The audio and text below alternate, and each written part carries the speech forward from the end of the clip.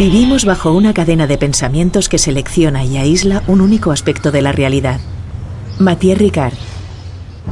Un día, cuando caminaban por una región montañosa, Gautama Buda, ya mayor, bajo el sol de mediodía, le dijo a su discípulo Ananda: Estoy sediento, Ananda. Cuando atravesamos las montañas, pasamos un arroyo. ¿Puedes retroceder el camino y traerme un poco de agua? Ananda, deshaciendo el camino, llegó al arroyo. Pero cuando llegó allí, se dio cuenta de que unas carretas acababan de atravesarlo, embarrándolo todo. Las hojas muertas que antes yacían en el fondo, ahora flotaban sobre el agua. Ya no era bebible y, por supuesto, no podía llevársela a Buda. Así que decidió regresar junto a Buda. Además, sabía que unas millas más allá del sitio en donde habían parado, corría un gran río de agua cristalina. Y Buda, que era muy estricto, le dijo: Vuelve otra vez, porque recuerdo que cuando pasamos esa agua era pura y cristalina. Ananda protestó: Entiéndelo, entre que llegamos aquí, pasaron unas carretas por el riachuelo y el agua ya no es bebible. Lo sé, dijo Buda. Pero ve y siéntate a la orilla, lleve el tiempo que lleve. Ve y siéntate. No te metas en la corriente, porque si te metes en ella la ensuciarás de nuevo. Simplemente espera, observa y no hagas nada. Esas hojas muertas desaparecerán, el barro se asentará. Entonces llena mi cuenco y regresa. Ananda fue al riachuelo de nuevo, porque no podía desobedecer a Buda, y allí se sentó esperando. Y esperando, vio que el barro y las hojas muertas se iban asentando despacito, dejando el agua clara y pura, tal cual es su naturaleza. Llenó su cuenco y de regreso entendió lo que Buda trataba de decirle. Ananda, no te metas en el río. No sigas la corriente de tu mente. Espera en la orilla y simplemente observa. La naturaleza verdadera de tu mente es esa claridad cristalina, ensuciada por pensamientos y emociones pasajeros.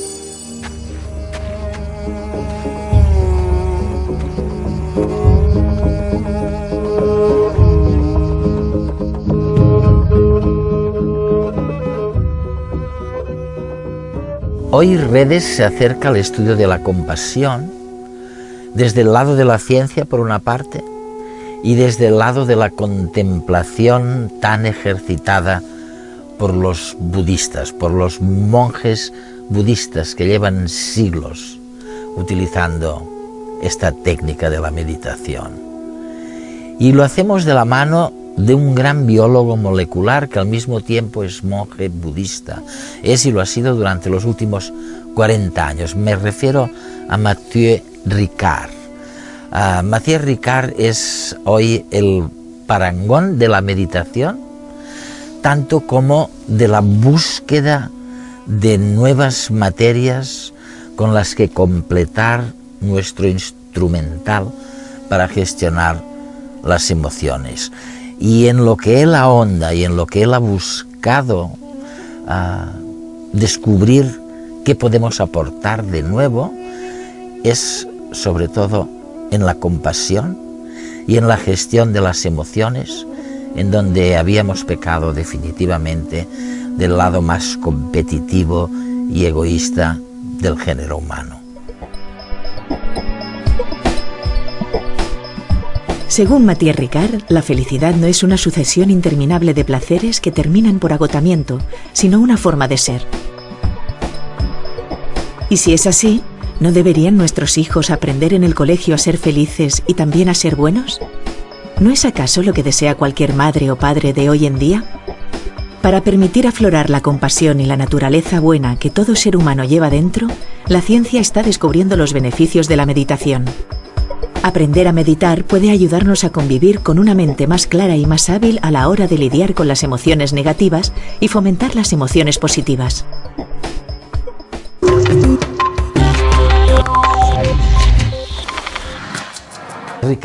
Mathieu Ricard, nos encontramos hace varios años. Bueno, tal vez no fuera el principio, pero casi casi de este encuentro. Este encuentro que es entre científicos occidentales y los contemplativos budistas. De hecho, tú has sido ambas cosas, porque sé que eres biólogo y un gran biólogo,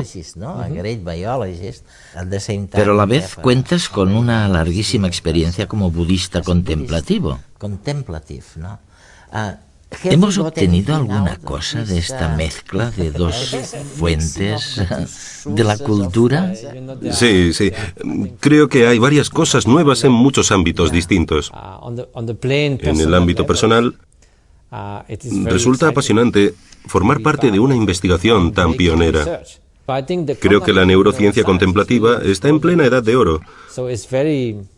Y es muy inspirador participar en esta era de descubrimientos magníficos.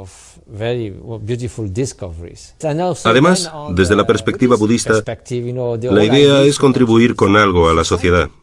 Si pudiéramos ayudar a lograr que las personas encontraran más equilibrio emocional, forjaran una sociedad más compasiva y fueran más felices y más altruistas, sería estupendo. Por ejemplo, el año pasado empezamos a estudiar varios aspectos del amor altruista, de la empatía, la compasión con objeto y sin objeto, de una manera muy detallada, relacionándolo todo con los fenómenos cerebrales. Queremos saber cómo se pasa de la benevolencia a la empatía, a identificarse con el que sufre, y luego la compasión, que es el deseo de que los demás dejen de sufrir y de buscar un remedio para el sufrimiento y su causa. ¿Cuál es el proceso? ¿Cómo funciona? ¿Cómo se relaciona con el cerebro? ¿Hay que sentir el sufrimiento del otro para sentir compasión o no? ¿Basta con el amor altruista? Todas estas cosas se pueden estudiar desde la perspectiva de la meditación y de la neurociencia, y se pueden aunar ambas. Así que es maravilloso. La neurociencia sorprendió a todo el mundo hace unos años cuando declaró a Mathieu Ricard el hombre más feliz del mundo. Francés, doctor en bioquímica, trabajó en el Instituto Pasteur con el premio Nobel Jacques Monod y luego se reconvirtió en monje budista. Ricard y otros meditadores de larga experiencia fueron sometidos a un exhaustivo experimento con escáneres cerebrales para medir las consecuencias de un tipo de meditación concreto en el que se genera un estado de amor y compasión pura, no enfocada hacia nada ni nadie en particular.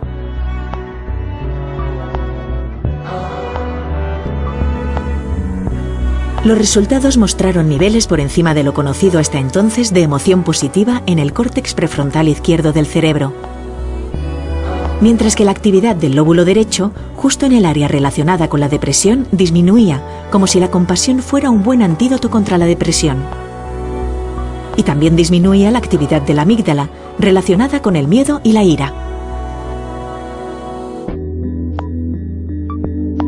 Otros estudios similares han demostrado que el nivel de atención de estos meditadores es mucho mayor que el del resto de población y pueden mantenerlo durante más tiempo.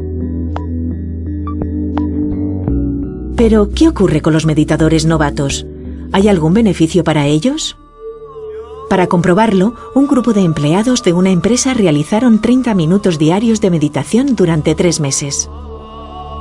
A lo largo del estudio, los empleados reportaron un descenso en sus niveles de ansiedad y se pudo ver que se incrementaba la actividad de su córtex prefrontal izquierdo, es decir, sus emociones positivas. No desesperen. No es necesario meterse a monje ni perderse en una cueva de los Himalayas. Un poco de disciplina es suficiente para lograr cierto control mental y mejorar el nivel de felicidad en su vida. Es fantástico porque estas dos fuerzas que se unen tenían una idea muy diferente de lo que somos. Para gran parte de la ciencia occidental, el ser humano es intrínsecamente malo. Lo que hay es un culto al egoísmo. Eso es. Y me parece muy extraño, porque no encaja con los datos científicos, sino que se trata de una especie de distorsión a priori. Podemos verlo en la economía y en algunos aspectos de la evolución.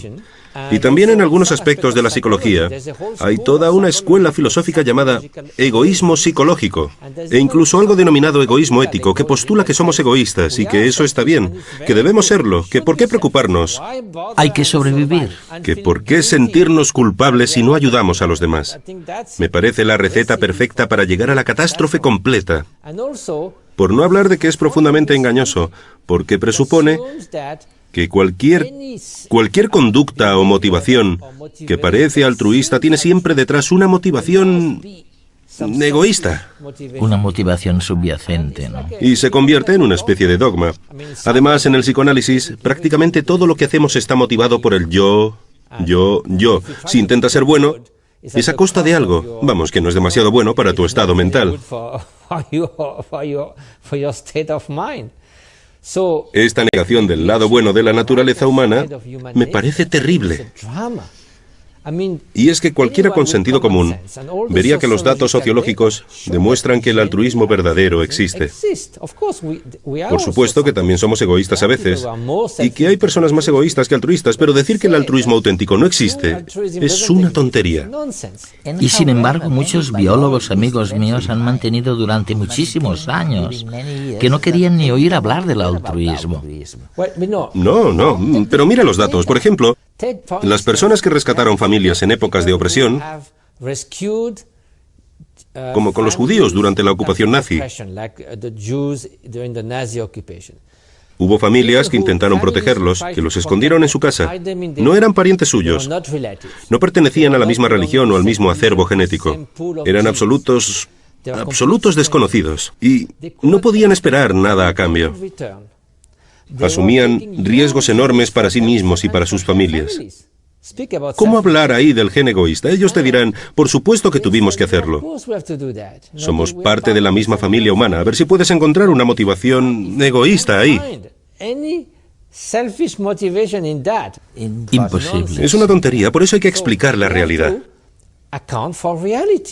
Pero Mathieu, ¿aceptarías entonces que al principio de este argumento, de este debate, o de esta discusión, el budismo estaba más cerca de la ciencia, en el sentido de que vuestro concepto de la naturaleza humana era bueno? Bueno, existe un potencial para el bien que siempre está ahí. Eso es. Es como si un pedacito de oro cayera en el fango y se quedara ahí mucho tiempo. Seguiría siendo oro y se podría pulir y limpiar luego. En cambio, si fuera un trozo de caliza, ya podrías pulirlo durante 100 años que seguiría sin convertirse en oro. Esto no es ingenuo. No es otro tipo de dogma. Se basa en la comprensión de cómo funciona la conciencia. En el budismo lo llamamos el aspecto luminoso de la mente. Evidentemente, es solo una metáfora. La mente no brilla en la oscuridad, pero ¿por qué hablamos de luz?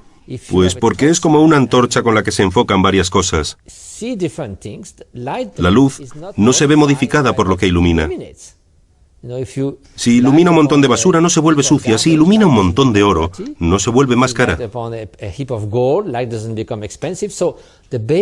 La naturaleza básica de la conciencia permite muchos contenidos distintos: el odio, el amor, los celos, el júbilo, todo. Pero la conciencia es la misma. Son conceptos mentales que se deben a muchas causas y condiciones, pero la naturaleza fundamental de la conciencia no está determinada. Tiene el potencial de ir en cualquier dirección. La idea es que, incluso de un modo experimental, si miramos la mente, la conciencia básica está detrás de cada pensamiento, de cada emoción. Siempre está ahí y no está condicionada. Somos conscientes y eso permite la transformación de la mente.